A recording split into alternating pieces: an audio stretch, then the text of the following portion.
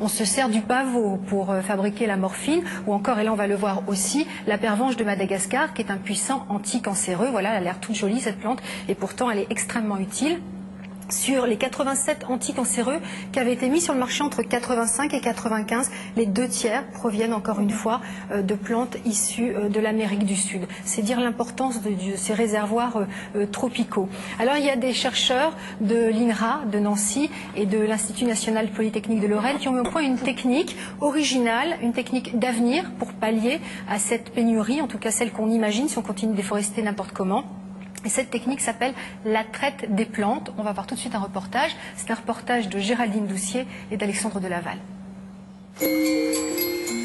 Sous cette serre, des médicaments à l'état pur. Ici poussent plus de 20 variétés de plantes aux vertus thérapeutiques ancestrales. Une usine pharmaceutique naturelle qui produit des molécules curatives qu'il faut aller chercher non pas dans les feuilles des plantes, mais dans leurs racines. Alors cette plante, c'est un arbre relativement commun en France, c'est l'if, donc Taxus en latin.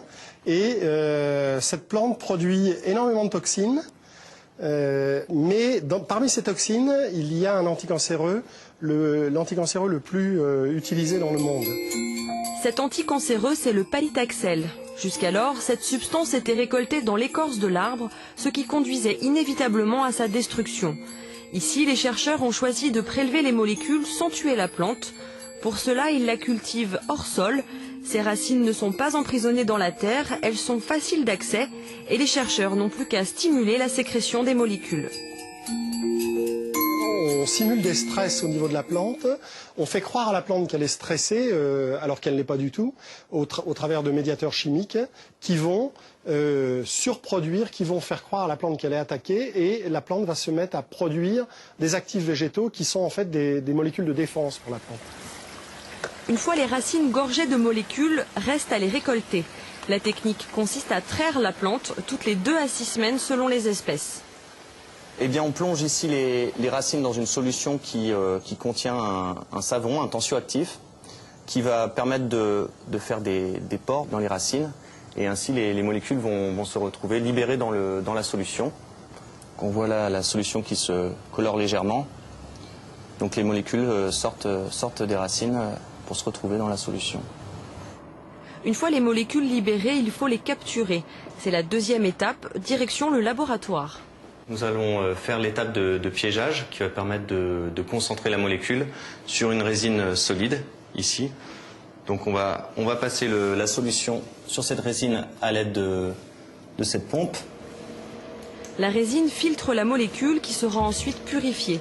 À l'arrivée, il ne restera plus qu'une poudre vendue à prix d'or aux industries cosmétiques et pharmaceutiques. Par exemple, dans le cas du paclitaxel, qui est cet anticancéreux, cette molécule naturelle anticancéreuse, le prix moyen de vente de cette molécule, c'est 400 € le gramme. Donc c'est vraiment des actifs qui sont extrêmement intéressants économiquement. D'autres actifs valent encore plus cher.